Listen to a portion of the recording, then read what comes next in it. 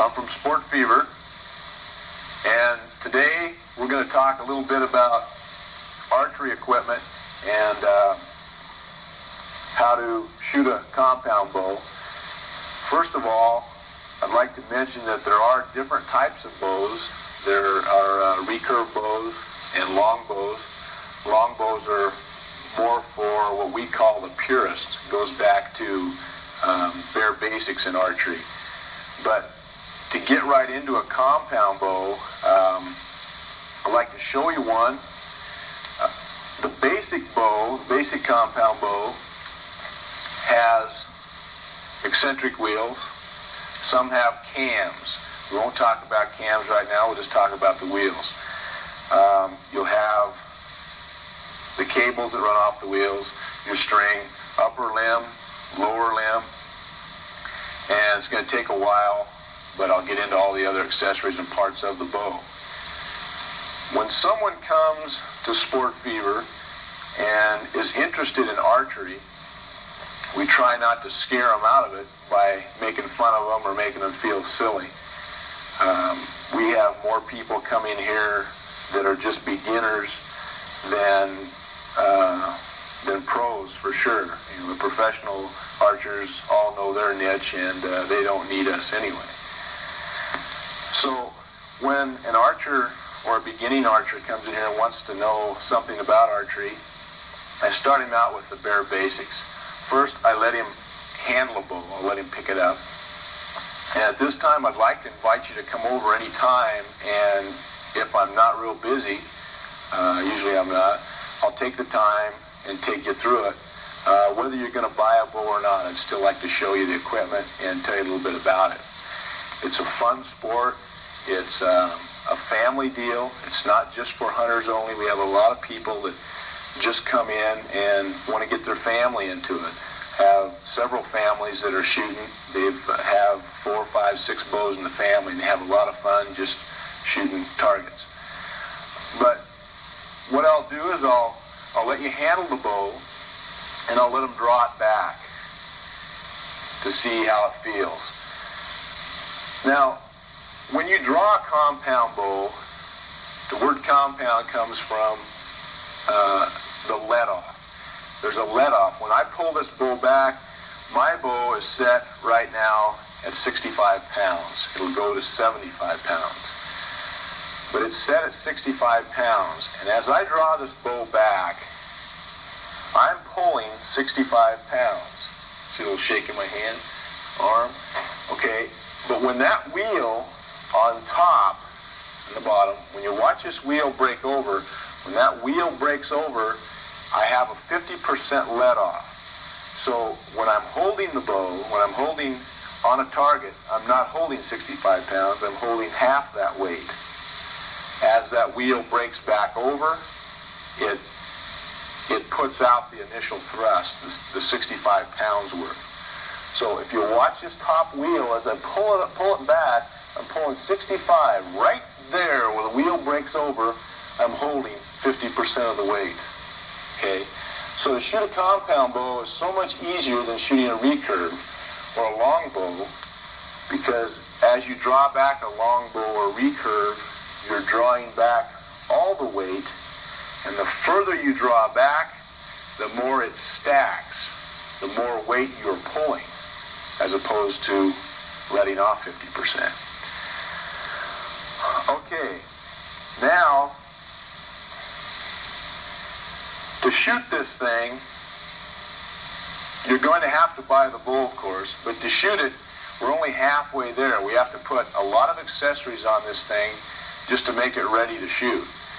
First off, we're going to set the weight on it, and every bow, the bows I sell, have a 15-pound range, starting from as low as 5 pounds, going as high as, let's say, 90. Some bows will go to 120. I think it's kind of ridiculous to shoot that kind of a weight. 70, 75 pounds is plenty for elk hunting, deer hunting. But just shooting target, you really only need say 35, 40, 55 pounds in there. So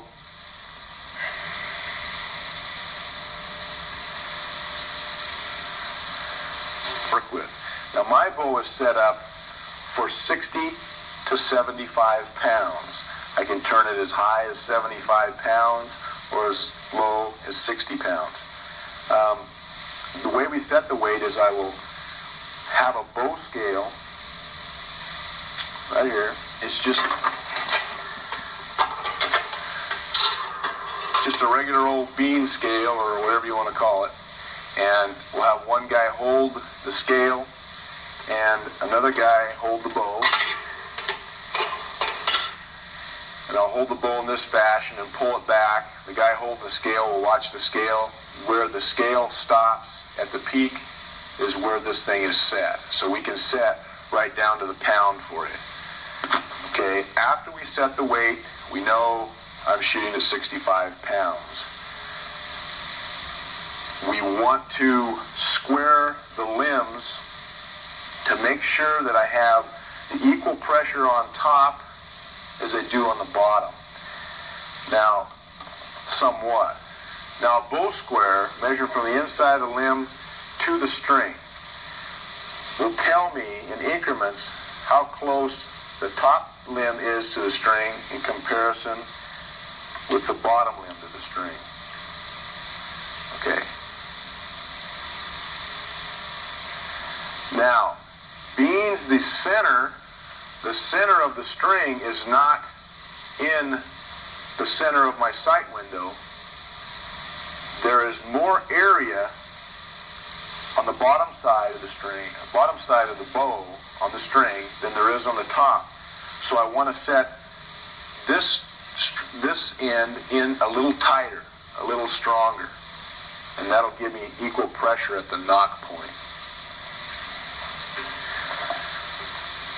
Something I didn't mention is the way we set the weight on the bow. The way we set the weight on the bow's adjustable by the limb bolt right here. And that will adjust by turning clockwise, will tighten or increase my weight. Counterclockwise will decrease it. Okay, so with the use of an Allen wrench, you should always have an Allen wrench. If I want to increase my weight, I have to turn this thing to here. Equal or full turns is the best, full or half turns. Then I will go to the bottom and do the same. Okay? I've just increased the weight maybe 2, maybe 3 pounds. Okay, now so my bow is still shooting true, I'm going to turn it back. Whenever you turn these, you want to make sure you turn the top limb and the bottom limb equal amounts. Okay. Then to double check to see if you're square, you can square it with your bow square.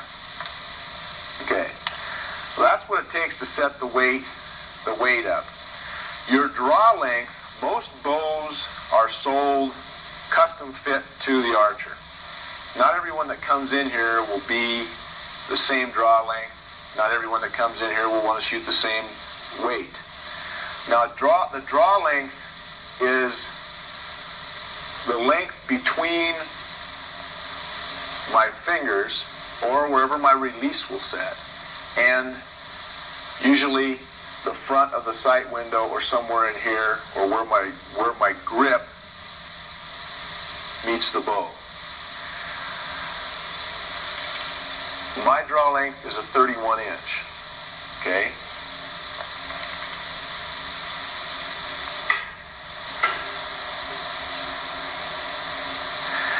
To change draw length, the bows we sell, for the most part, have a tri-draw.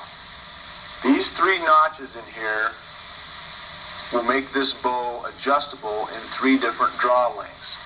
I am a 31-inch draw length, so when I order my bow, it comes set in the middle slot at 31 inches. If I want to go to 30 inches, I move it. If I want to go up to 32 inches, I move my cable here. That's all done in a process of relaxing these limbs, either with the limb bolts or putting the bow in a bow square that will relax the bolts, or the limbs, excuse me. Okay. So then we've got the string set, the draw length set, the weight and draw set. We need to start putting accessories on this thing. Before you can ever shoot a bow, you need to have a rest. The rest is there for the arrow to rest on, simply that.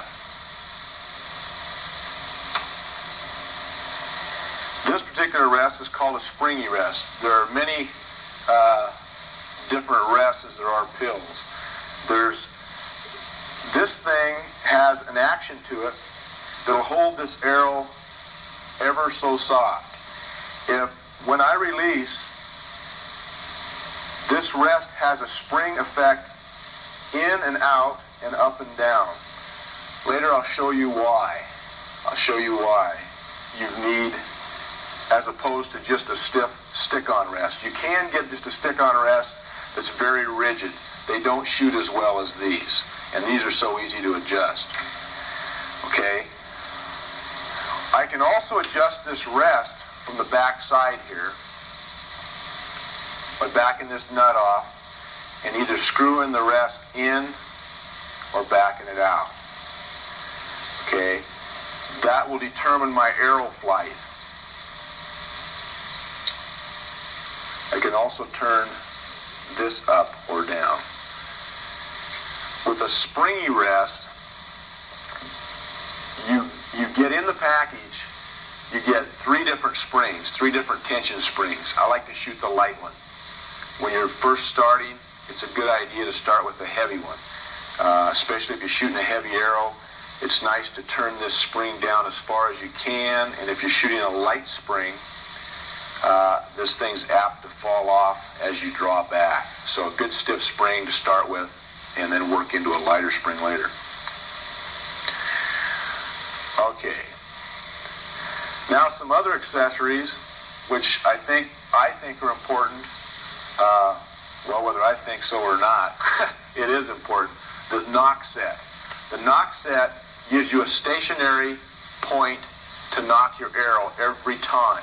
That's very important, because as we continue putting accessories on here, we're going to get down to sights and different anchor points, where you anchor on your face, your lip, whatever, to keep everything in alignment, in conjunction with your sight on your bow itself. Okay, so it's important that this thing is anchored in a particular place, your arrow's anchored in a particular place. This has to be squared. Now the way we do that, this is a handy little tool, this bow square. The way we do that is, I've got 2 different squares. One is marked for a right hand bow, one's marked for left hand bow. Okay, and what I want to do is I want to snap that on there and slide it down as it were an arrow resting on my rest, just like that.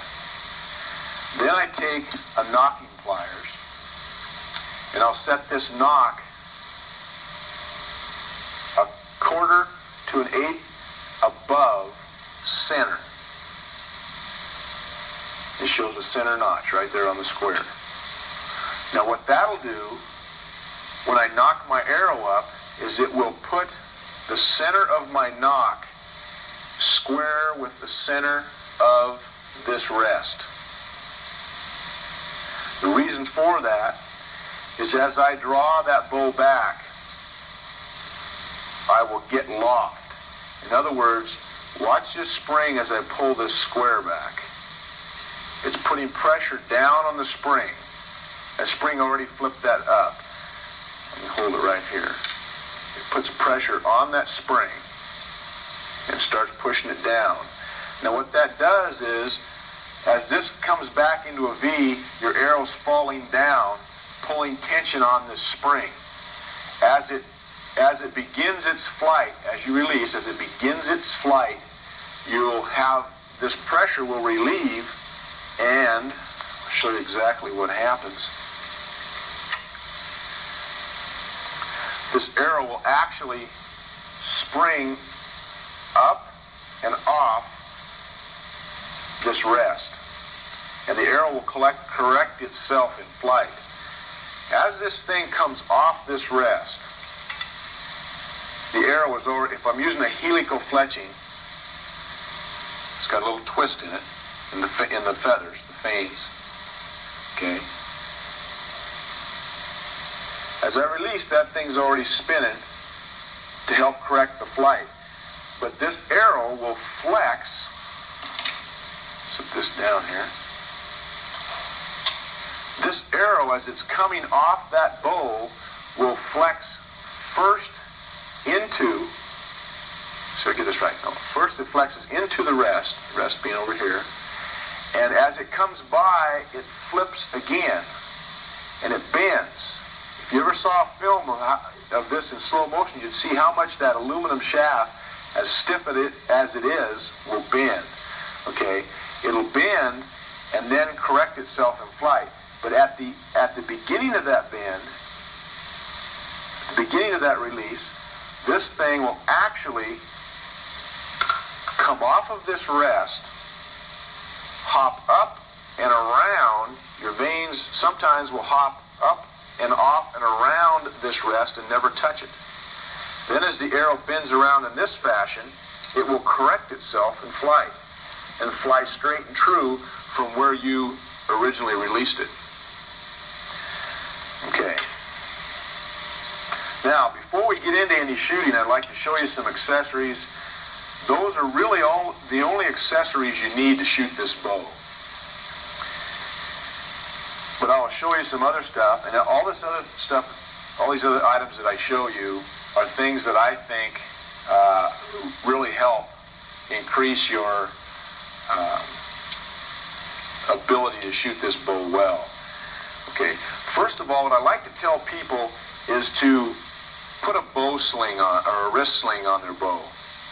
Reason for that is, when I draw this bow back,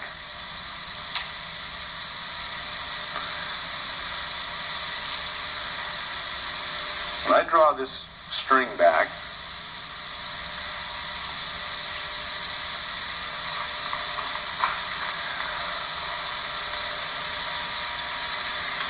and release.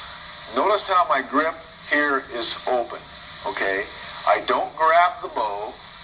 I don't connect my fingers lightly together. The reason is I'm going to shoot that bow, and I'm just going to let that bow, on the release, that bow is just going to hop right out of my hand and be held there by the bow sling itself.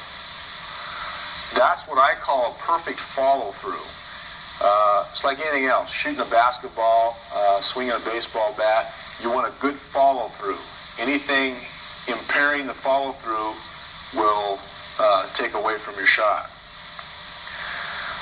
If I do grab this, the reason for that is when I shoot, when this string comes through, okay, as soon as I release, if I know if there's no wrist sling on there, as soon as I release, I know I have to catch my bow.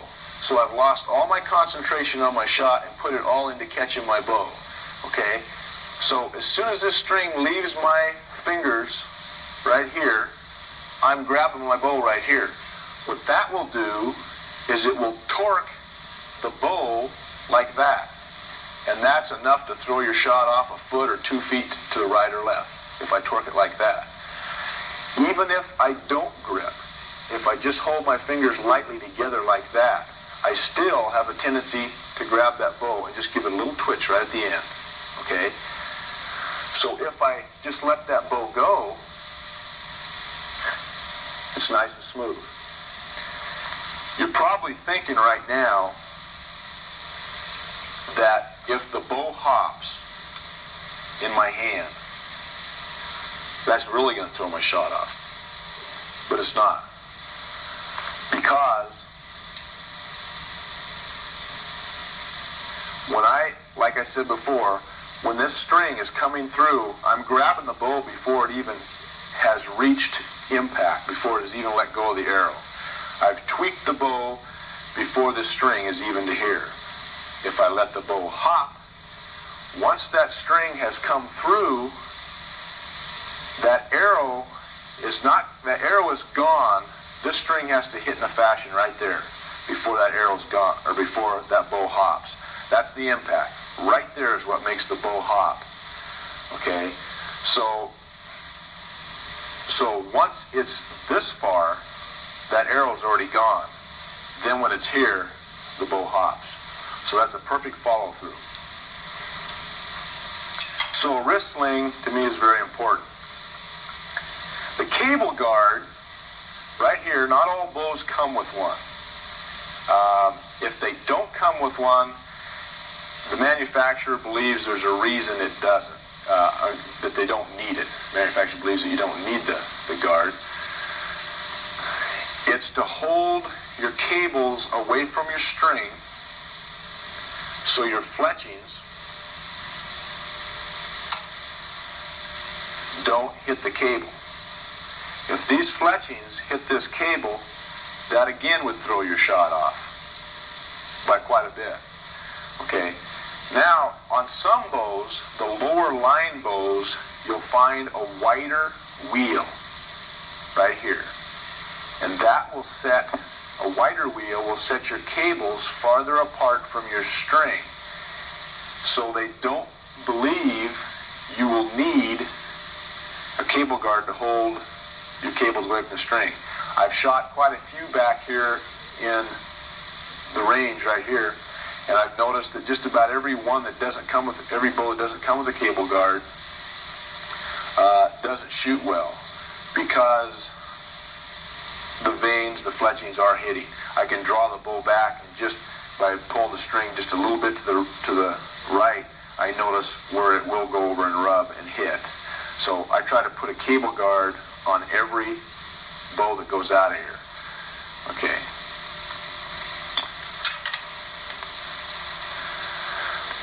Probably wondering what that little bugger there is. It's just a piece of latex. It's connected to what I call a zero peep sight. Now the reason for a zero peep sight, it's just like on a gun. You've got the sight on the end of the barrel, which I'll show you later. I also need a sight on my eye. Now, a purist or an archer that doesn't shoot a peep sight believes that by anchoring his draw in the same place every time, he has enough, what would I say?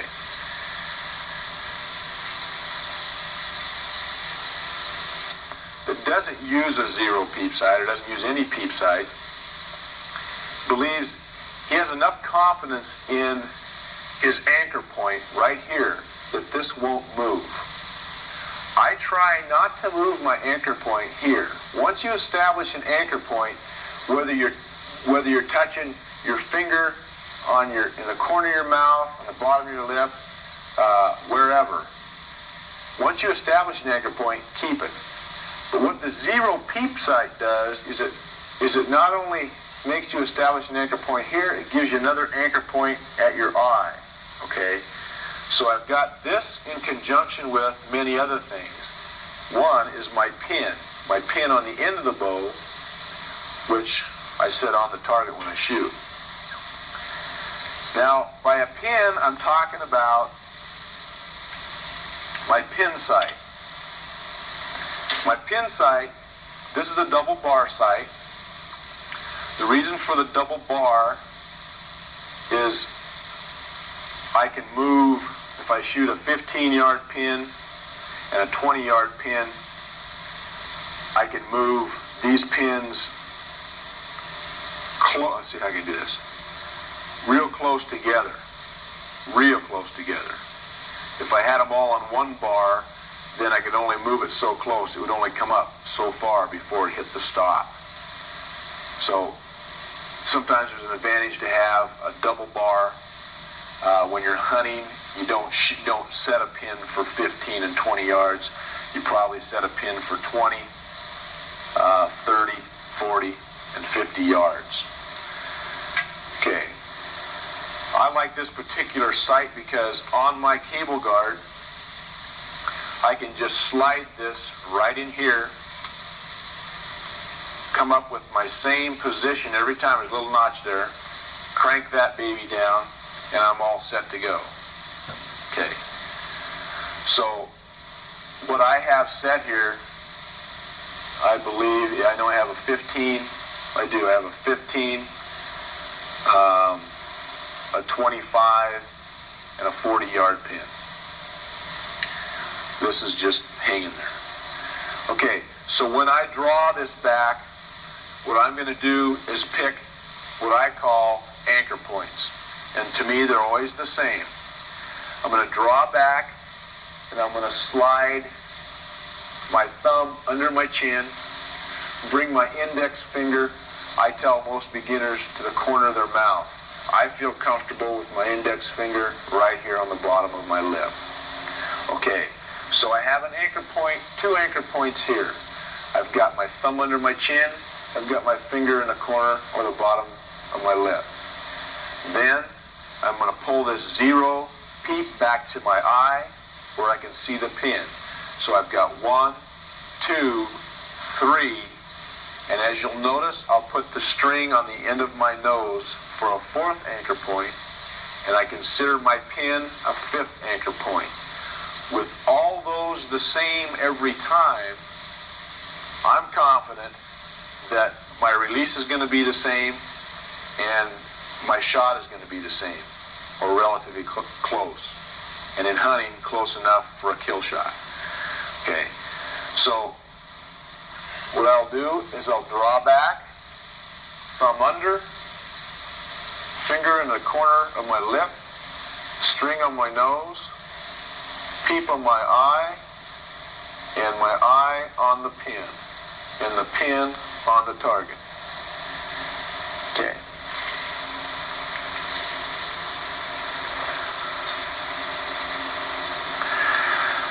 This peep, this 0 peep sight, it's hooded to keep reflectant light from coming down and distracting your vision. However, the hole is very small. When you pull it back and look through it, it gets a lot bigger. But what I like to do is take just a little drill bit and drill it out, especially when I'm hunting, because it allows more light through the peep, like in the early morning or in the evening. What you're trying to see through the peep is your pin. If it's dark, you can't see the pin because there's no light on the pin. If the peep is drilled out, it allows more light looking through here to find your pin. Another way to find that pin so easy is to hang a little light, so a little red light on your pin sight, and it'll hook right up here in the early morning or in the evening. I'm not talking about poaching, but when it's just hazy out or whatever, you can't find your pin, reach up here, turn a little light on. Red doesn't bother animals, they don't see it. Just don't forget to turn it back off, you'll run your batteries low. Okay, so back to this peep. When you look through this peep, your eye automatically centers the peep. So I don't care if you drill the hole that big. Your eye will automatically center that peep on the pin, so you're still the same every time when you look through it. Okay, so we've got a wrist sling, pin guard, or peep sight, pins. Another thing is there are different types of sights. Just to show you another kind, here's one that will also go onto the cable guard, and it's called a crosshair sight. Perfectly adjustable, right and left, up and down. Not as popular as a pin sight. Okay. Another thing I like to put on a bow, and we start people out with without these, but I like to put them on later. Once you've shot what we call a stabilizer, you feel kind of left out without it. You feel like something's missing. If you forget to put it on your bow when you're shooting, you usually notice right away that something's wrong.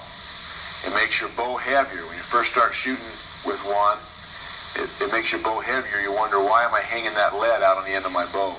What it does, I'll screw it right on here, is it helps stabilize your grip. It gives you a little more weight out in the front of your bow when you release, so your bow is not, it doesn't go so erratic. It's just a little counterbalance, a little weight. When you first start shooting it, it feels kind of heavy. You can get a small stabilizer. Here's another type of stabilizer. It's all just weight, dead weight. Here's a stabilizer that has very little weight to it, but you can hide, you can put survival gear in there, in the tube, whatever. Survival gear like cigarettes, whatever you really need to take along when you're hunting. Target archers, some target archers will use a stabilizer that's almost 3 feet long, sticks way out. We make a lot of fun of them. We make fun of a lot of those guys that shoot the long stabilizer. We tell them that if it was any longer, they could just reach out and rest their stabilizer on the target, pull off and shoot and hit the same place every time. So I like to shoot a stabilizer. Now, you're probably wondering what this silly little thing is on my hand. It's called a finger tab. And there's many different types of tabs. There's many different types of releases. But for finger shooters, I like this hair tab. I like shooting fingers. I think you should learn to shoot fingers even if you would like to go to a release, a mechanical release later. I like to tell people to start with their shooting with their fingers so they get a good feel of what's going on. Once you shoot a mechanical release, especially if you like it later, if you're hunting, your release fails, or you drop your release, you lose your release, you can't go back to fingers because you've never shot them. Your anchor point and everything is different with the release for the most part than with fingers. So you should always be able to go back to fingers, especially if you're hunting. This hair tab, this one's kind of dirty. I'll hold up this white one.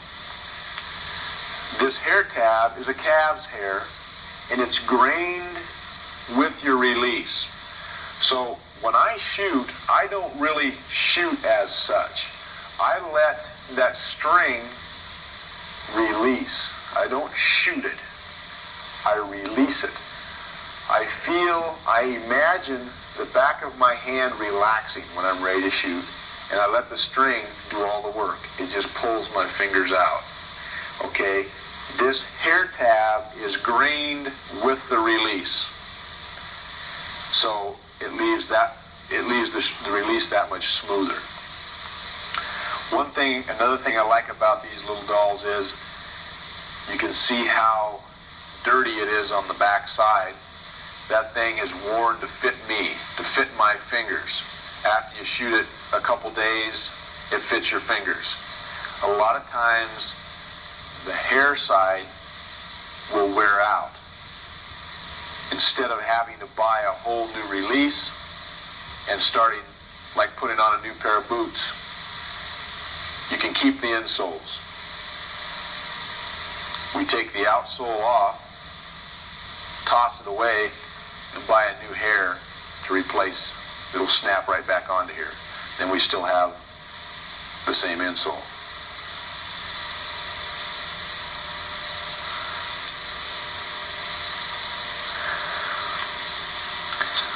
Also on this, there's a little ridge or a little piece right here.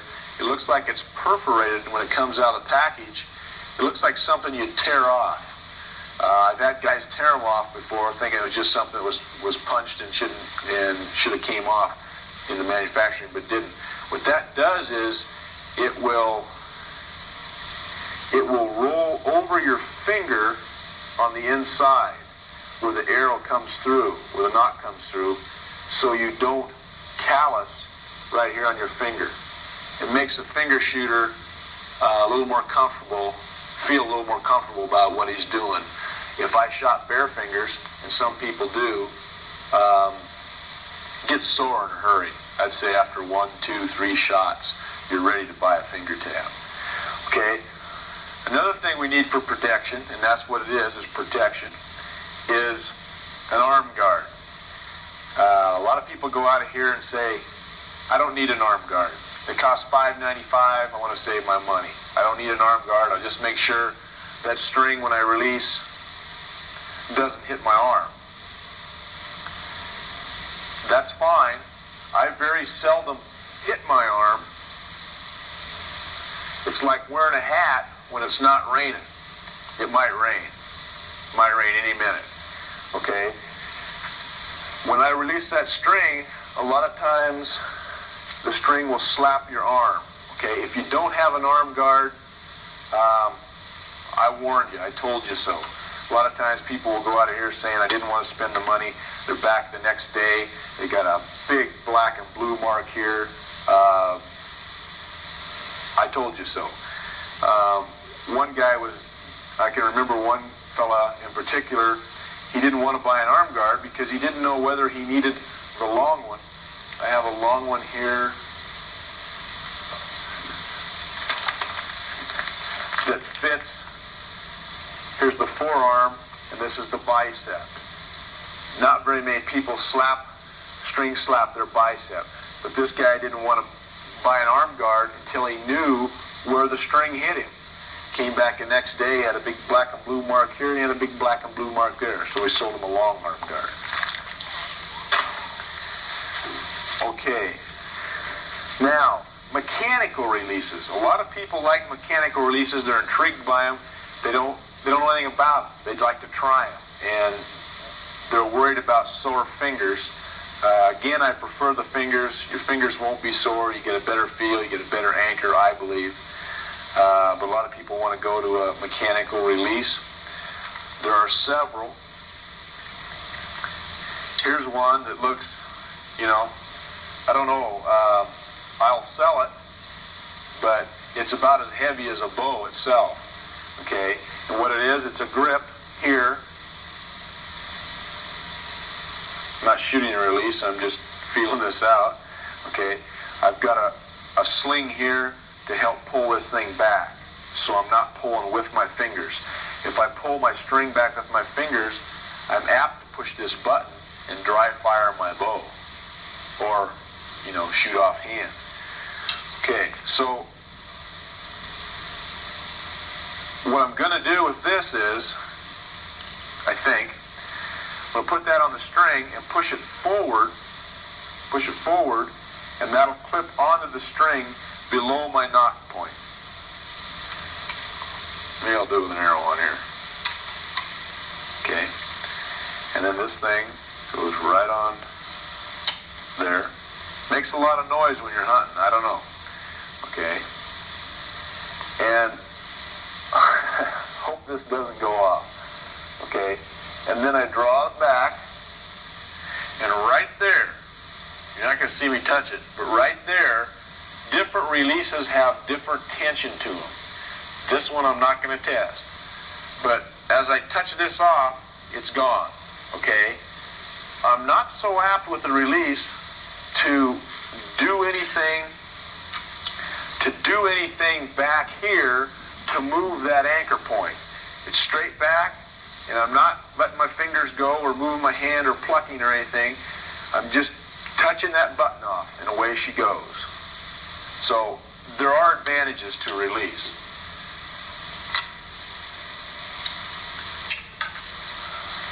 Another release. This is just a cheap little release. Doesn't cost much money. but it's not as good. You get what you pay for. It's not as good as this one, because you can see it. This has a little round bar on it right here, so your string gets more of a natural V when it comes back.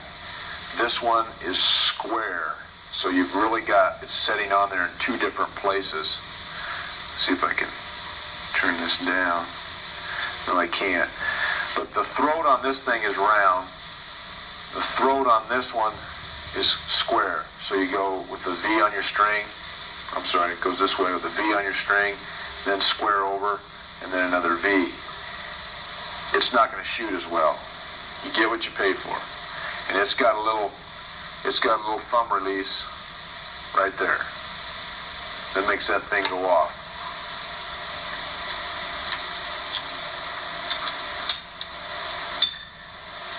Okay, I didn't dry fire that. It's not enough to hurt it.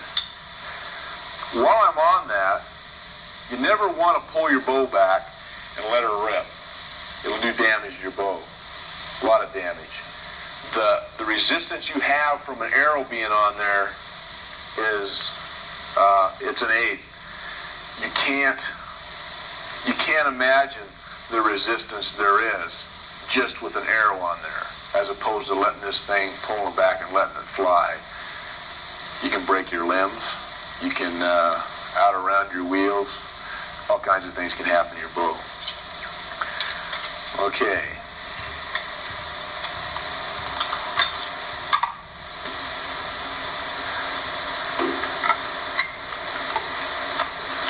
Something that's really important to every man's bow or gal's bow is a little tube of bowstring wax.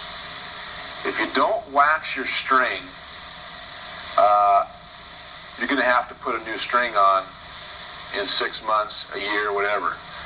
If you take care of your string and keep it waxed, keep it coated, you can make a string last as long as a year, or 3 years, I'm sorry. If you have things like, okay, I've already sighted my bow in with this zero peep to fit my eye. Whenever we put a zero peep on, we put it on, we measure it to the eye in conjunction with the pin setting, looking at a particular target. And then we serve it up, we thread it on, so it's stationary and stays there all the time. Our knock set is squared, which is not that big of a deal. I can always square up a knock. But if I need to replace this string for any reason, then I have to go back and have this reserved. If I don't know how to reserve this and set it up, I have to go into the archery shop, pay the guy an extra $1 or $2 to serve it, which is me, and have this all reset. It's time consuming. All you have to do is take care of your string, and it'll last a long time. To wax a string, a little thumb bar there, just push the wax out, run it up and down there a few times till you can see the wax going on. You want to run the wax up on these servings, down on these servings, skip through, do these here, get a little wax on down here. Okay, once I get some wax on there, I'm going to take my fingers and warm it in. You'll feel it getting warm. You don't want to go too fast. Just work it in, work it around, work it down on those servings. Okay? A good way to really work that in, where it really protects that string, is take a piece of leather and just run it up and down. I don't know if I should do that. That's an old tab. Just run it up and down there. You can really get it hot that way and work it in. So a little tube of bowstring wax. Another thing you want to do when you're caring for your bow, especially if you've been out hunting in the rain or something, is have a little oil. I like this Tri-Flow. It works into little nicks and crannies really good. And it doesn't take very much. It's just a fine oil. Okay? And I'll take it and I'll lean the bow this way and run one drop right down the eccentric wheel where it runs in down to the axle, and then on this side, just one little drop is all it takes. Go to the other side, one little drop, let it run down there, one little drop, let it run down there, and it'll work in, it'll last a long time too.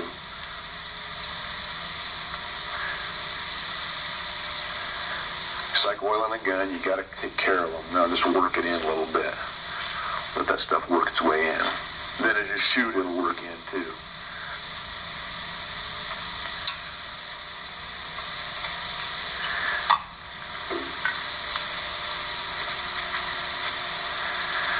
Okay.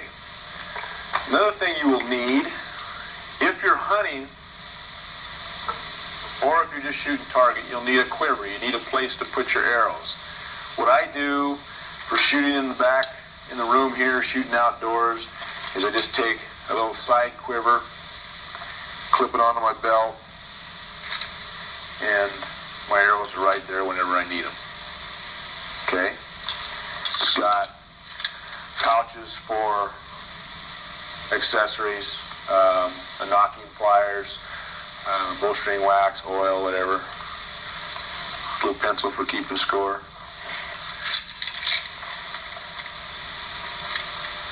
Okay. But when you're hunting, you need a quiver that doesn't rattle. You need something to put your arrows in so they don't make a lot of noise. And I like this quiver here because, like my pin sight, it's going to slide right onto my cable guard. Got a little dovetail. It's going to slide right onto my cable guard.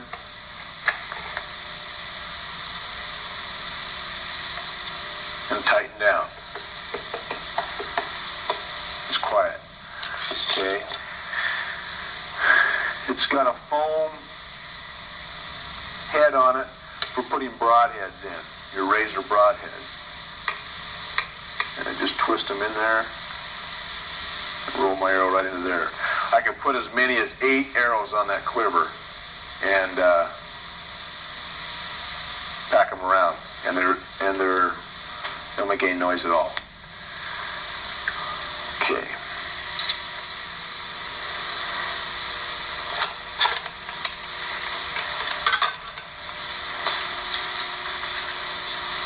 What I'd like to do now, before I show you any more accessories, is show you the basics in shooting, how to get started. And once you've done it, you'll find out how easy it is. And after you've shot a year, I see a lot of archers that after they shot a year, or not even a year, once they hit their first bullseye, they kind of look at you like, what do I need you for? You know, why did I ask him to teach me? I could have done this by myself. You can't learn by yourself, but the beginning basics, somebody has to get you started. But once you learn a few basics, it all starts coming to light, and a little common sense will start helping you out a lot. So I shouldn't blow a lot of smoke. I've only been shooting a year and a half myself. Last year was my first year hunting. Had a lot of fun, learned how to blow elk bugles and call in bull elk and talk to cows and calves. It's really exciting. But with that, let me get you started, show you how to hold, release, and adjust pins, things like that.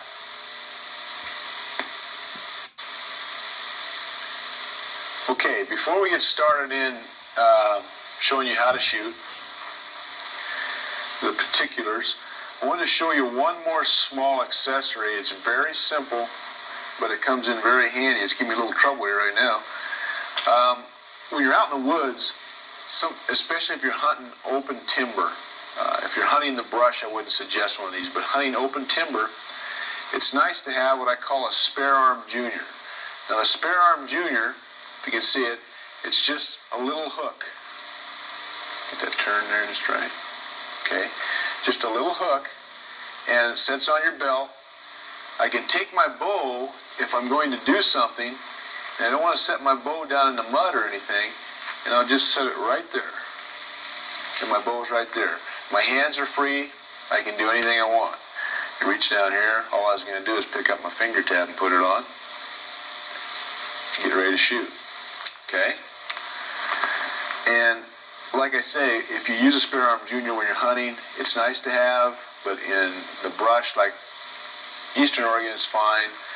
When I was hunting over here in Western Oregon, up on Snow Peak and around, we went through some brush, and I cussed the thing every minute I was in it because it's always hanging up on something and holding you back. So, it's handy to have. Putting on this bow right now, I can't help but think, I talk about a bow sling and how important I think it is. It gives you perfect follow through and everything. It's one of those things that after a while it comes as instinct to you. You don't even know it's on. You don't know it's there. The thing I would suggest is that before you shoot, do make sure that you put your hand in it, because if you're used to shooting with one and you don't put it on, you'll shoot the bow right out of your hand. I was setting up a bow for a fellow one day, brand new bow, a Lynx Magnum by Martin. Had energy cams on and stuff, and real nice bow. And I had sold the bow to the guy, told him it was just right for him and everything. Talked about a wrist sling. He didn't want one. He didn't want to try a wrist sling, so I didn't put one on, but I was used to shooting with a wrist sling. So after we got it all set up, we got his arrows cut off, we put his sights on, served his peep, got it all set up to shoot. I came back here in the back room and told him what I tell everybody. It's too bad that you bought this brand new bow and you're not going to be the first one to shoot it. I am, because I want to make sure that it's shooting right for you before you even try it. It'll make you feel that much better about shooting if I can get you sighted in, bore sighted, so to speak. Okay, so got him all set up. I drew back, shot the first arrow, no wrist sling, open grip. The bow flew out about 5-10 feet, landed on the floor, took a couple hops. I felt real silly. The thing is, moral of the story is, if you shoot a bow sling or a wrist sling, make sure you put it on before you ever begin. Then you can forget about it. Okay, so I got my hand in the sling. I'm ready to go. I'm going to do is select an arrow out of my quiver, and I'm going to knock it up. When I knock an arrow up, I always want to make sure, now I shoot a 4-fletch also, but this is called a 3-fletch. It's got one odd-colored vein. When I knock that up, I want to make sure that odd-color vein is out, away from my window. What that does is it keeps a flat side, this bottom side. These two veins will brush this window or this rest with a flat side. If I turn this arrow any other way, then I'm shooting, which you can only go one other way, then that vein is going to, that white vein is going to run right into my window and throw my shot off. So I've got to make sure that my odd color vein is always on the outside. Okay. So,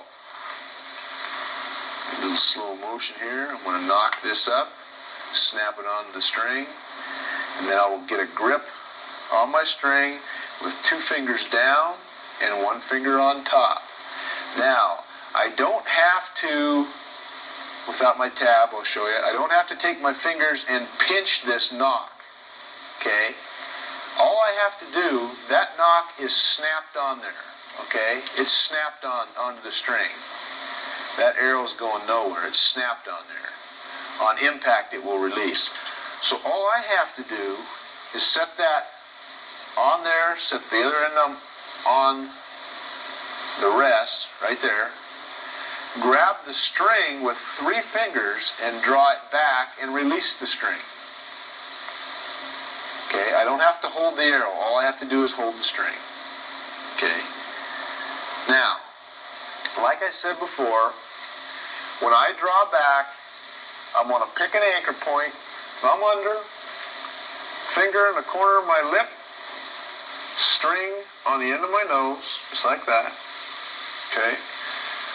And then my grip, an open grip right there. And I'm just going to let that bow just hop out of my hand. Okay. And when I release, on my hand, up here on my hand, my release hand,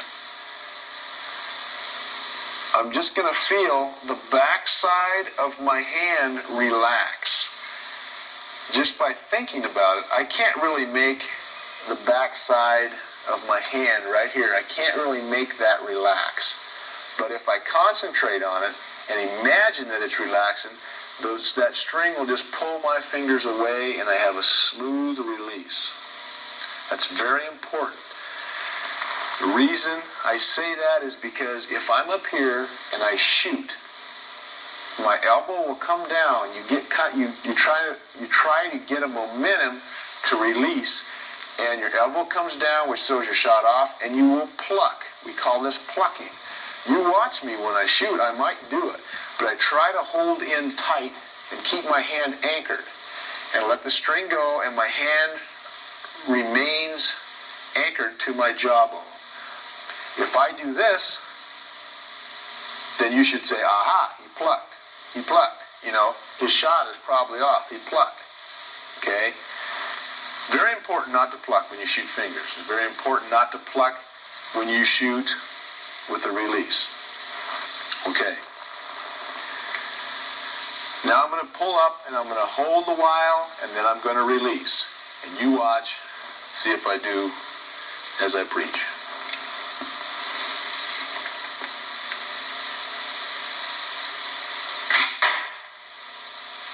Just like that. Again.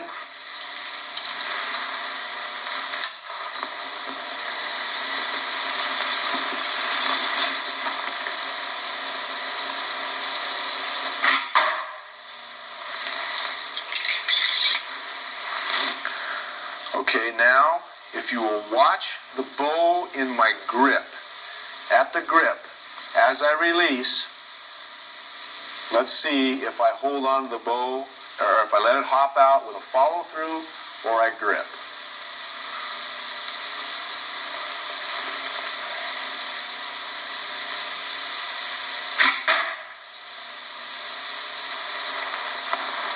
Okay.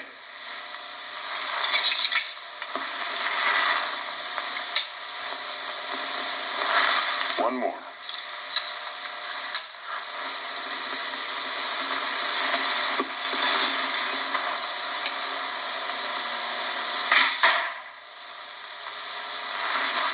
Okay, it's like that.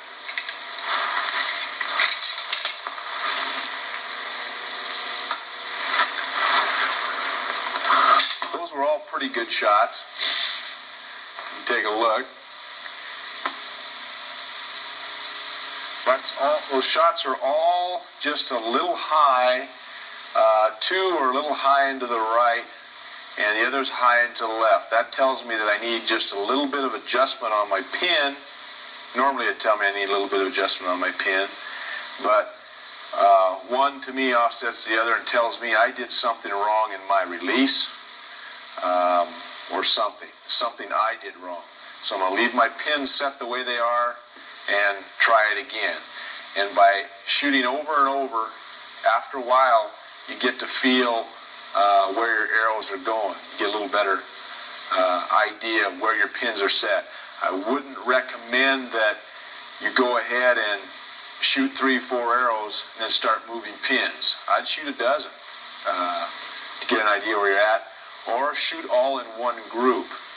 I'll pull my arrows and then I'll show you what I mean by shooting groups. Okay, now I'm going to shoot some groups. On that Vegas target down there, we call that a 3-color Vegas target, I'm going to shoot 3 arrows in each target. Now, when your bow's set up real good, it's not a real good idea, because if you're a good shooter, an excellent shooter, you're apt to ruin arrows by shooting one into the other.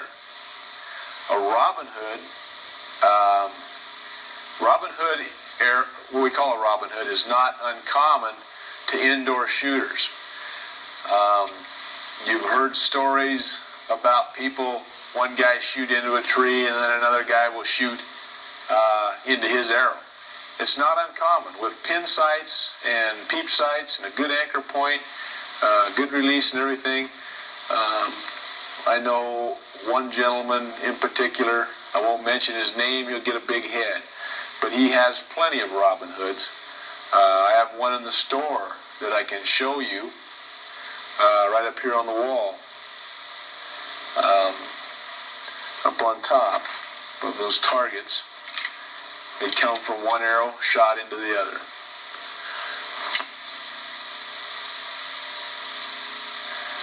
There's the second arrow, shot right into the first, and you have to hit that thing just perfect to drive it up the shaft. That's a hollow aluminum shaft and drove right up the center.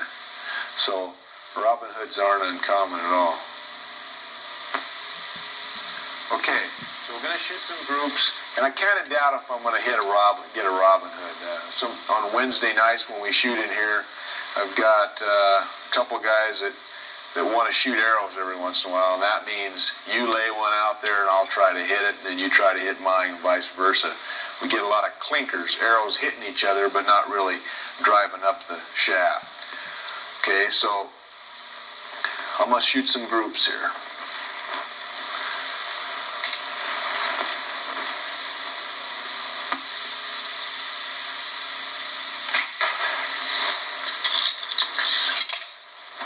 I kind of doubt if I'll hit that one again.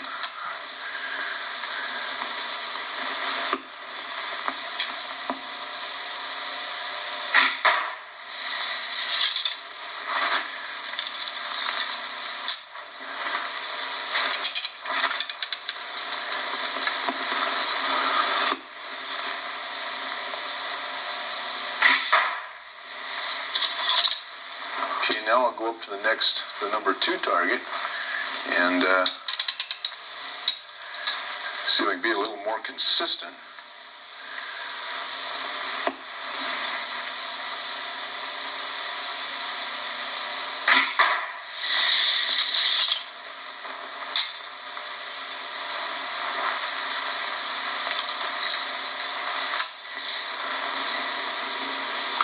Really, this is an optical illusion. I'm not shooting this bad.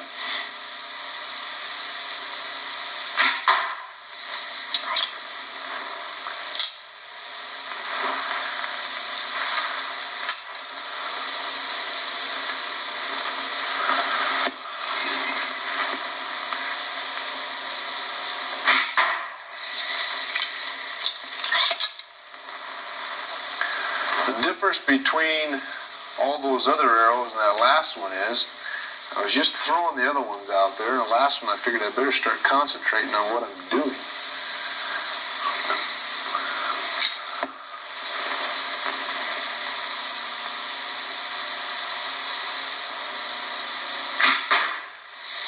I better start again.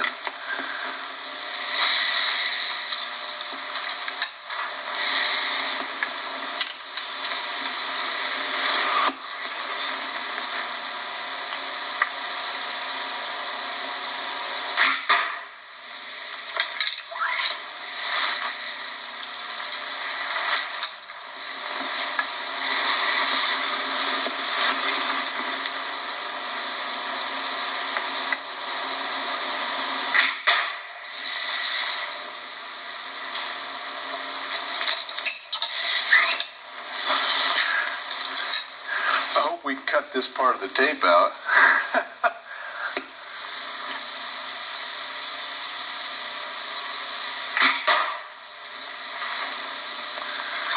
Got one more arrow, might as well waste it.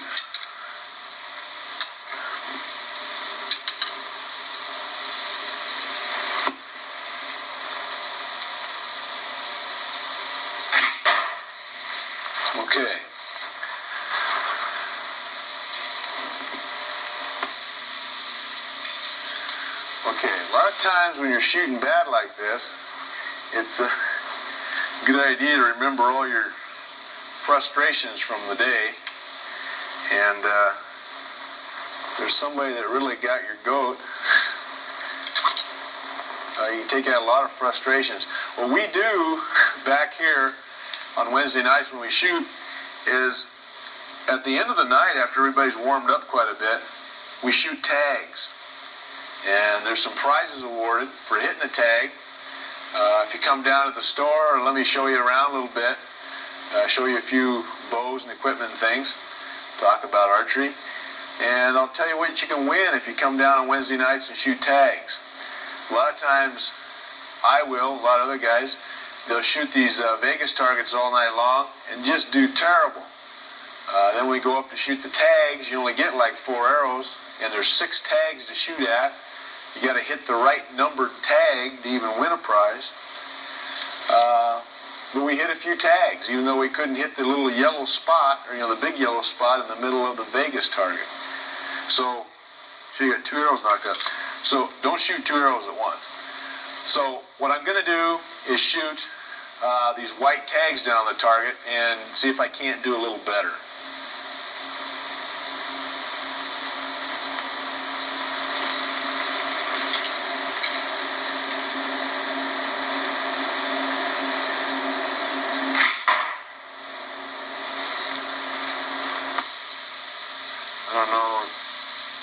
I don't know if that's because they're easy to see.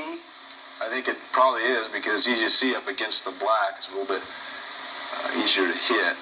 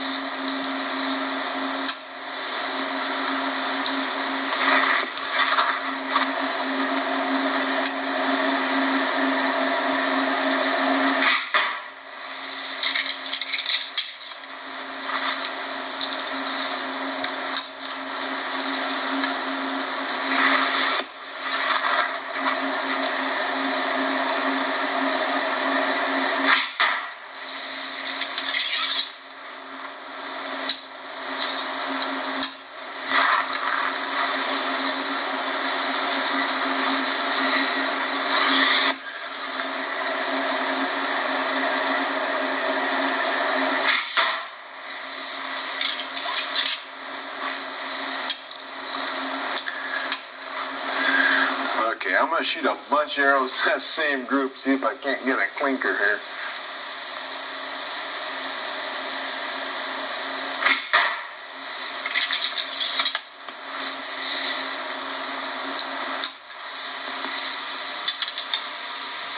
Incidentally, whether this looks like good shooting or bad shooting to you, whatever, I can have a beginner back here. Once I put a bow in his hand, I'd say within a half an hour at this range, I can have him shooting this well, if not better, not knowing anything about it.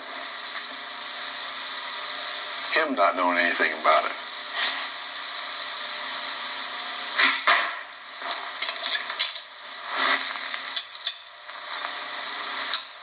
You can shoot all day, and it's not like ammunition.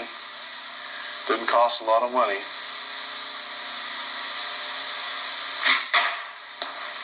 Ooh.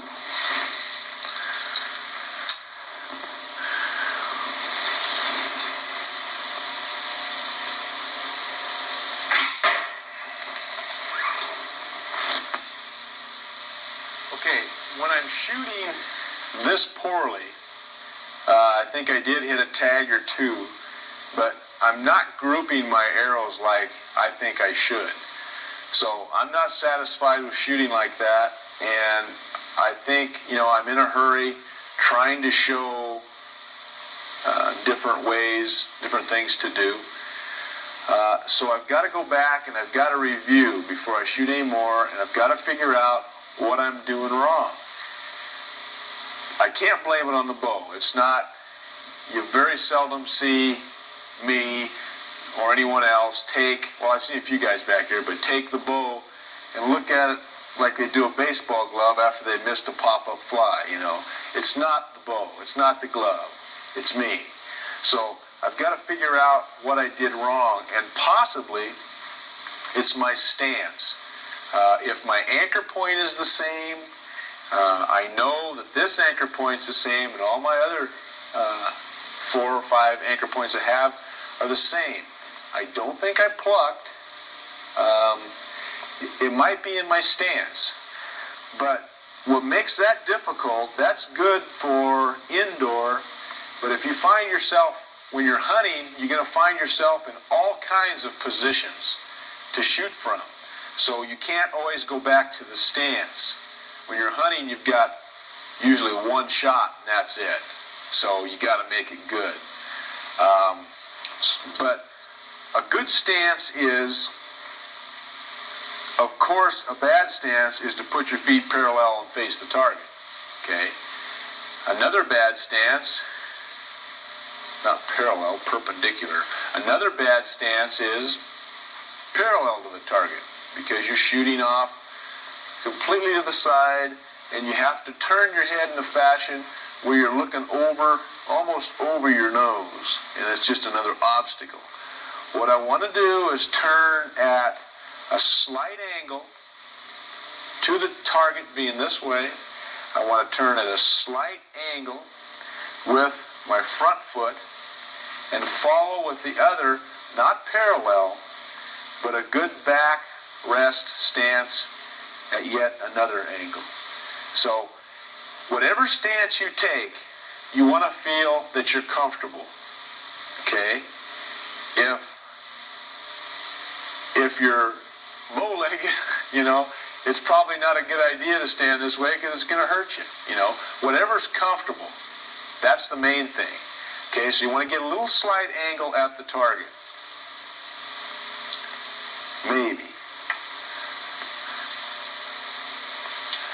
Okay.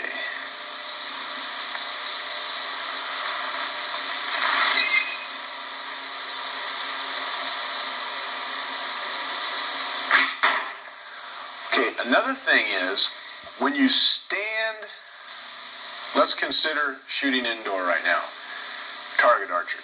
When you stand in your stance, you want to try not to lean back, okay?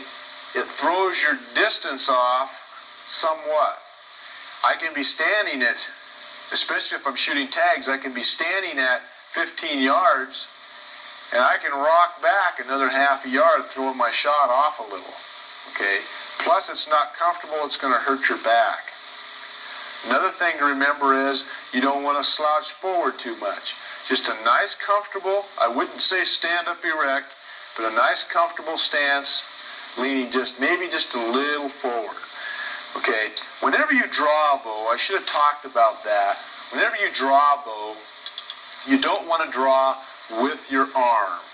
Okay, that's the advantage of pulling in close and drawing that thing right up under your chin, is it brings everything in close to you, everything in close up tight. If I get out here too far and draw back and hold out away, then all that weight, use my little spare arm junior here, then all that weight is being pulled with your bicep and your forearm.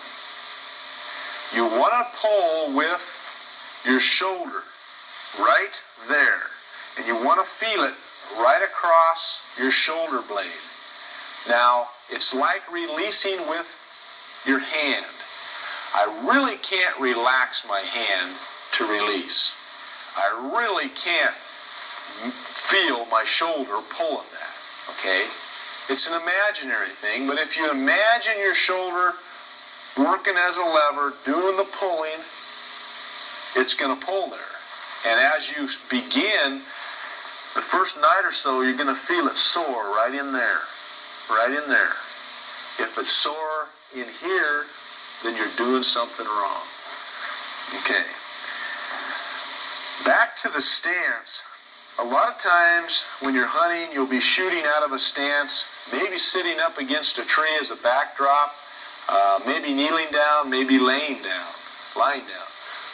So it's a good idea to go ahead and practice that. Go ahead and get down on one knee,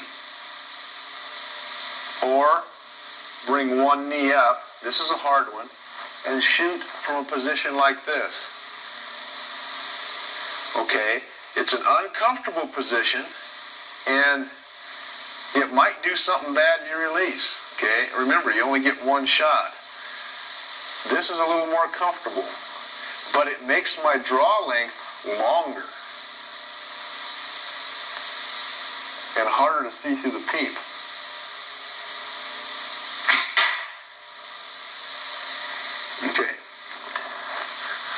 Okay, enough for the actual shooting. Like I say, if you come down to Sport Fever, we'll take you through this. I should have a bow around here. If it fits you, sometime, some Wednesday night, maybe we can do some shooting and get you interested in it.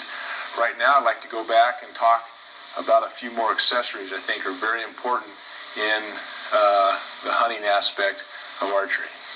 Okay. Now I want to talk a little bit about some accessories I think you need when you're going out to hunt, if you're going out to hunt. Camouflage is more important than a lot of people think it is. This year, when I went out to hunt, I thought, I've heard a few guys say, when you go hunting, you want everything in your favor. Whether animals see color or not, that's a controversy. What animals see what color, what are colorblind and what aren't. Even if animals are colorblind, I don't care. I want everything in my favor. I only get to go hunting once a year, and I want to make the best of it. So everything in my favor this last year, I camouflaged up. I wore everything camouflaged that I could. And because God didn't gift me with a lot of hair in my later years, I try to keep the old bean covered up as much as I can. What I don't have covered up, I try to use camouflage paint. Now, that was the big thing in camp. It's a good idea if you can grow a beard, to kind of break up your outline, the shiny spots. A few of the fellas that were in the service were telling me how to apply camouflage paint and in what areas, like the earlobes and everything, it's in the high cheekbones that stick out. So I used camouflage paint. Felt kind of silly at first because a lot of the guys in camp didn't wear it. And they said, we've gotten elk before. We've bagged quite a few animals, never wearing camouflage paint. One of the fellows said he has bagged his share of animals, not even wearing camouflage clothing. Rifle hunters don't wear it, but they don't have to get up as close as we do. So, again, everything in my favor as far as camouflage. Now, even down to painting up your arms is a good idea. If animals can't see color, that's one thing, but if you have camouflage, it kind of breaks up your outline and everything. There's different ways to go.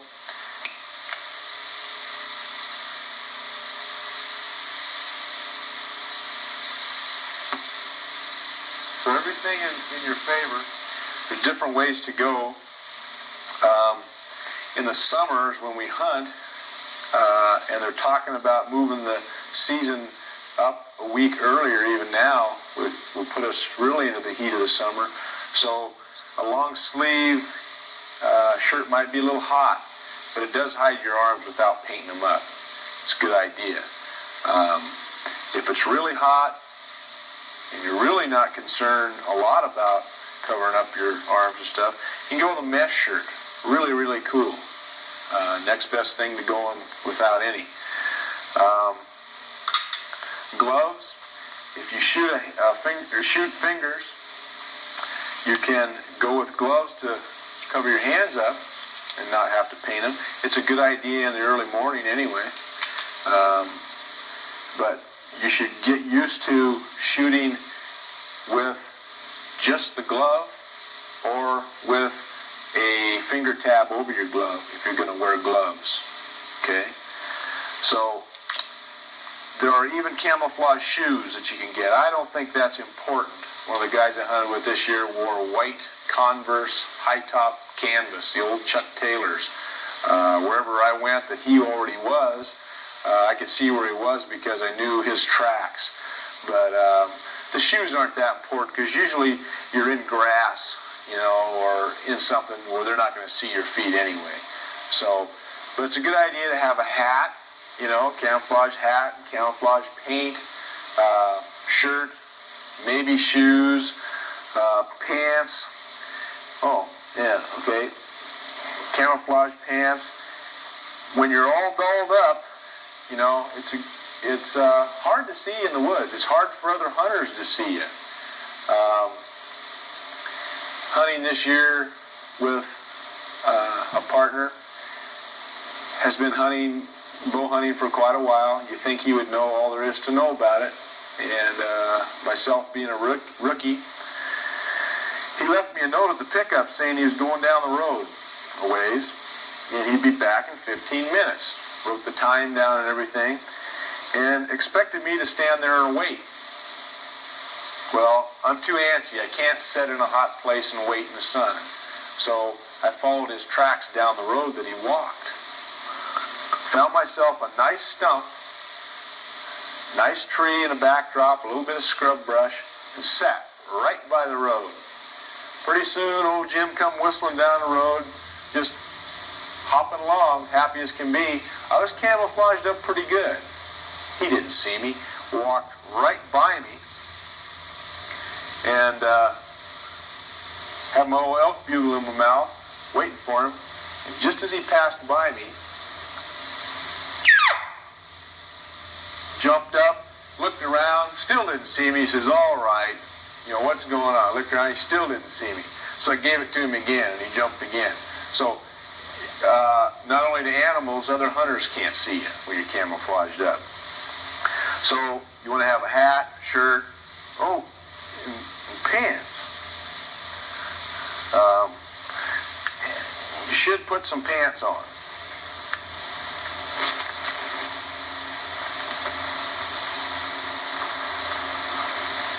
Well, that's where that broadhead was.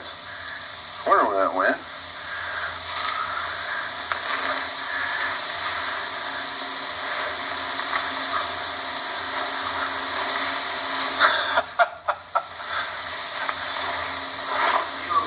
A little music? Okay. A lot of times you'll notice that the camos don't match up. No big deal. Camouflage in any color is hard to see. These particular pants are reversible. If I roll them inside out, I've got kind of a desert color on them. So, nice pair of breeches to have. Okay, some of the other things that are very important, I think, when you're hunting are a backpack or a fanny pack. Now, as opposed to a backpack, this thing can pack a lunch for the day, an emergency blanket, a little survival equipment, any accessories you think you might need, and will fit right around your waist and ride right on your hip, right here. Okay? Got a little pouch here. They're all different. Got a lot of different kinds. There should be an inner pouch in here, inside, even inside the big pouch. Can pack a lot of stuff here, never know it's there. When I come in to camp after hunting in the morning, going out at daylight, coming in like at 1 o'clock, go over to the campfire or whatever, you kind of even forget you got all this stuff back there. It rides very comfortable there, and is never in your way.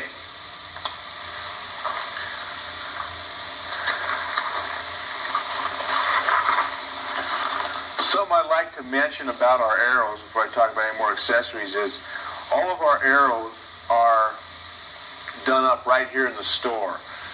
We fletch all our arrows up here. We believe that we get a little better fletch. We know that the arrows that go out of here are gonna hold the fletchings fairly well. We know and check to make sure you got a straight shaft to begin with. Gives you an opportunity to choose the color of vanes you want put on, the color of nocks, the type of arrow, and all that. So it kind of saves us from stocking a lot of different sizes and weights and all that are all fletched up. We can go with a lot of blank shafts and just fletch them up custom to you, what you would like. This is a typical fletching jig that I brought down from the shop from upstairs, and it's on what we call a 4-fletch setting right now, and I have them setting on the 3rd fletch. And what it is, it's very simple. It looks simple. It takes a lot to get the jig set up to get a good fletch and everything, but I just, it's a matter of cleaning the shaft, getting your jig set up, setting it in the nock in the slot, and as putting the vane in here, gluing it, and then just dropping it on to the shaft and making sure it's set. There's a knack to this. Okay, and then when that dries, I try to let those set on there as long as possible so we get a good bond. When that dries, I take these all off, I turn this over to the next notch, it's all automatic, and then fletch the next vane on. So just wanted to let you know that all the arrows that we run out of here are done here in the shop. And we do a few extra little things to make that a better arrow, we think. Okay. The camouflage paint, like I said, is a good idea. You can get it in pre-packs that come with 3, 4, 5 different colors. It's a good idea to use some blends. It's a good idea to use at least 2 colors when you're camoing your face up. Okay? Or you can get it in singles and pick your own colors. Okay? When I say camouflage, I don't just mean camouflage in sight. It's a good idea to use, and I'm not just trying to sell the product. It's a good idea to use, if not a scent to attract animals, but to use a scent or a soap to disguise your own odor. Probably the worst thing that you can encounter is whistling in a big bull elk and having him coming in, stomping, thrashing, scraping, blowing snot, just coming in hell-bent for election, trying to find out what you're all about, if you are a bull elk, if you're a bull elk bigger than he is. But all he has to do is get downwind of you. And the worst thing you'll encounter is whistling one in, having him coming in within maybe 40, 30. I had one in last year up to 10 yards before he winded me. But when they wind you and they smell you, I don't care if they see you. I think if they smell you, they're gone in a hurry, a lot faster than if they see you. So we have different products on the market. One is called the deer insurance. Okay? This is just one particular product. Now, as opposed to a scent, like a doe-in heat or anything like that, as opposed to a scent, attracting scent, this is a masking scent. It doesn't smell bad at all. The wives may think it smells bad, but not as bad as when you come home from fishing. Okay? So it just takes a little drop of this stuff. Okay? Just a little drop. It's green. It's ugly. Anybody in their right mind, not knowing what it was, would dare not rub it on his body. Okay? But it doesn't smell too bad. Too bad. Speaking of smelling bad, the best thing to use is something that is more common to the elk themselves. When elk are in heat, or in the summer, when they're in the rut and everything,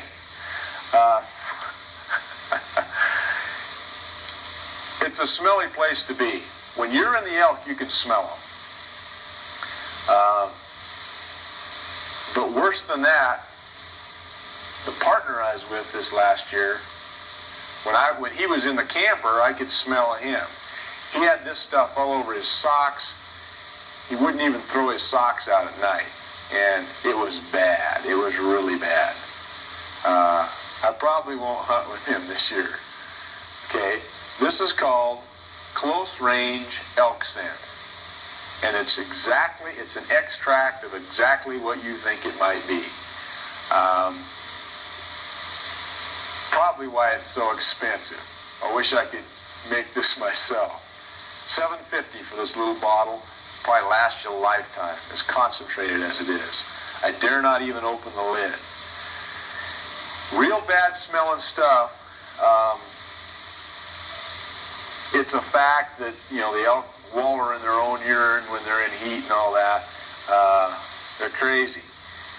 But if you've got this stuff on, it's going to assure them that you are not you, that you're more apt to be an elk, especially if you're whistling in a bull and you're getting them at close range. When you're getting bulls in, and you'll hear stories of guys getting them in 10 and 5 yards away, you don't want them smelling you. You don't even need a wind when they're that close to smell you. So, it's like the camouflage paint. Guys might laugh at you, especially if they're not an archer, because they tend not to understand, but it's a good idea. Now, if you want to get away from putting scents on and all that, it's easy to do. There's a lot of this out in the market too, even for fishermen who sometimes you hear people say that some fishermen stink, that's why they don't catch fish. They don't really smell. It's an odor or some kind of chemical their body puts off. So, same thing here. This is a masking scent soap. It's got what we got? Chlorophyll. Contains baking soda and chlorophyll. A neutralizing substance. So it's going to take your body odor away. You can use this in the shower when you're hunting. You can use it on your clothes. And it's like baking soda. It's like ivory soap is another good one. It's a natural soap, and you don't smell it. You don't want to be in an archery camp hitting the shower, and you should hit the shower every night. But you don't want to hit the shower and use a lot of Safeguard or Irish Spring or anything that puts off a lot of scent. You might as well not be hunting. Also, before you go, you might even just run up to the drugstore and get some chlorophyll tablets to take if you have any kind of body odor, your feet smell or whatever. Take them a couple days before you go, and take a few later on to act as an active ingredient in your system.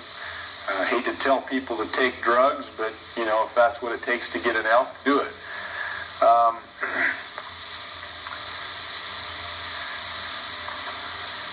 There are some other scents out. They come in scent of your surroundings, depending on where you're going. Here's a cedar scent, and here's a sage scent, and here's a juniper scent. I have pine and a lot of other concentrated scents that you can put. I wouldn't put a lot on your clothing. It's hard to get out. It's a good idea to put this stuff, or skunk essence. It's a good idea to put this stuff in what we call a scent vent, and then put it in a bag with your clothes a few days before you use it. Take the clothes out, hang them up, let them air a little bit. It's not a good idea to use sage if you're hunting over here on the west side. It's not a good idea to use cedar if you're hunting in the junipers, you know, so match your surroundings. The scent vent is a little small thing that will pin on your clothing. It's real simple. You can pin it right on your whatever, somewhere where it's not in the way.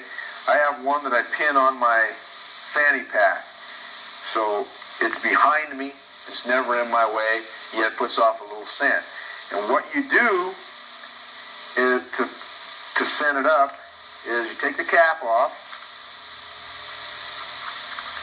put a little drop right here on this felt. You might just let it rub it around or let it soak in, okay? And then it'd be a good idea to have it upright. And then put the cap back on, and there's a vent on right in here on each side. There's a little slot, and you can control how much scent to put out, you know, how much not to put out, whatever. Okay? And that thing's never in the way. Just a little masking scent. Okay, with all the camouflage and everything, and we know how to shoot, I think we're ready to go hunting. You don't need all this stuff if you're just going to be a target archer. I shouldn't say just. It's a good, like I said, it's a family sport. It's a lot of fun. There's a lot of things I can tell you about that I haven't told you about here. I haven't even gone through half of it. Like I say, just ask for some personal help, and don't feel silly about asking. What I know, I'll pass it on. A lot of times there's other archers in the store that know about a lot of things I don't know, and they're all pretty helpful. You always find an archer ready to help another archer. It's not a matter of hiding any secrets or anything. We're all, you know, in it as one. One thing I'd like to say before we quit, I'd like to tell you a little bit about elk bugling. There are people that bugle better than I. There are people that bugle much worse than I. There are, starting with basics, there are diaphragms. These are called diaphragms. And placed in the roof of the mouth, I can simulate sounds of an elk. I can not only call in bull elk in the rut, but I can talk to, not knowing what I'm saying, I can talk to cow elk and the calves. Not that I'm a calf killer, but to whistle in a calf, you will bring, a lot of times, the back end of the herd back with it. A lonely cow, a cow that doesn't have a calf. If you're making a calf sound, a cow without a calf will sometimes adopt a calf. So if you're shooting antlerless elk, it's a good chance to whistle a cow in. Your better chances probably are whistling in a bull if they're in a heavy rut. So this thing is kind of a hands-down thing. I've got the bow in my hand, and I can put this in the roof of my mouth. I won't spend a lot of time in telling you how to do this. I'll just show you that it can be done. I have tapes in the store that tell you how to blow these in conjunction with a tube or with a tube only. Placed in the roof of my mouth, one of many kinds of diaphragms, I can make a little calf squeak.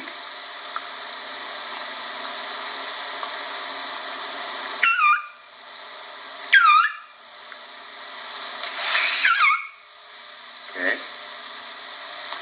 A cow sound, as best as I can perform on this.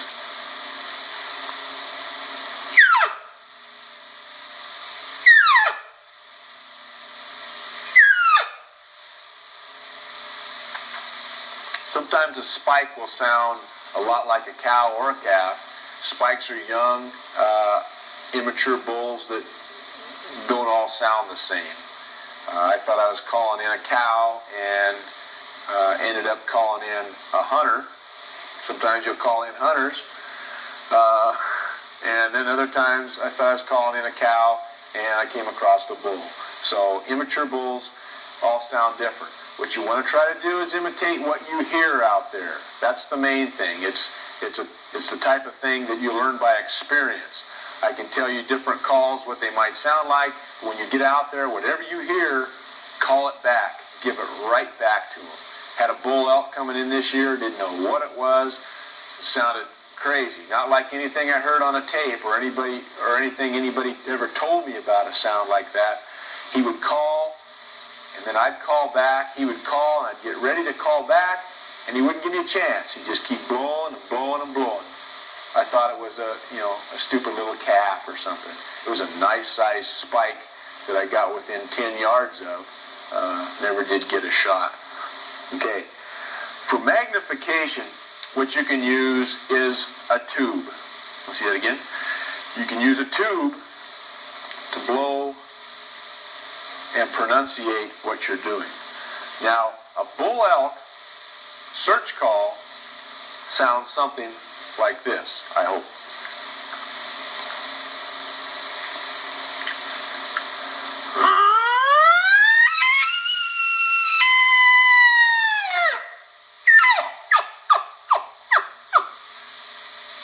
The thing at the end is a grunt. It's not a good grunt, but it works. It works fine. Now through a tube.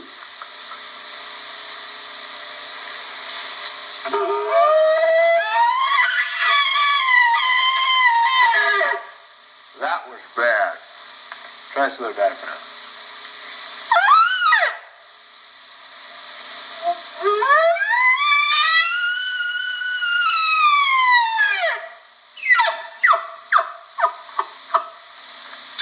Now, notice the grunt at the end. I called in 2 hunters and a 3-point bull this year with a grunt only.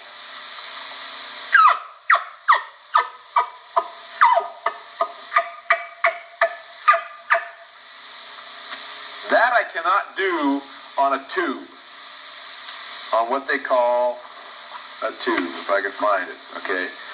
This one's small, okay? Over on the wall hanging are a bunch of other tubes. They are a lot larger and they're a lot bulkier. Some of those are called Jones tubes. I think that when I hear a Jones tube blown, I can tell what it is. I can tell it's another hunter. This other stuff, it's hard to tell. But this tube is very small. It's put out by a guy, his last name is Haydell, and he's out of Louisiana. I order these direct from Louisiana. I don't know where else to buy them. I've talked to the guy on the phone. He's not a hunter, he's a musician. He reproduces sounds with reeds. He's a saxophone player.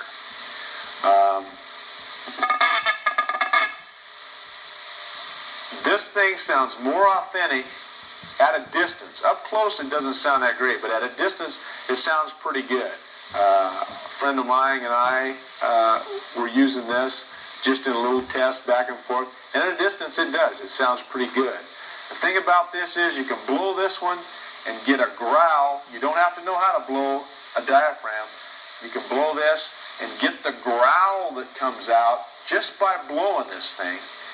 It'll raise to its own peak and drop off with a growl at the end. Sounds very authentic. It's very small and lightweight.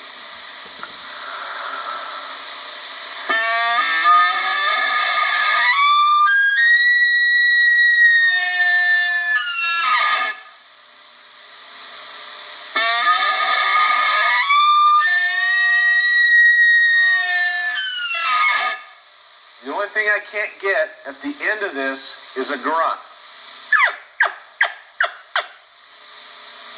But I have seen someone do.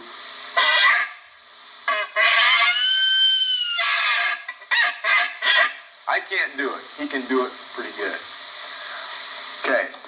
So like I said, there's a lot of other equipment that I can show you from different types of broadheads, sizes and weights and arrows, bows, different types, draw lengths, weights, draws.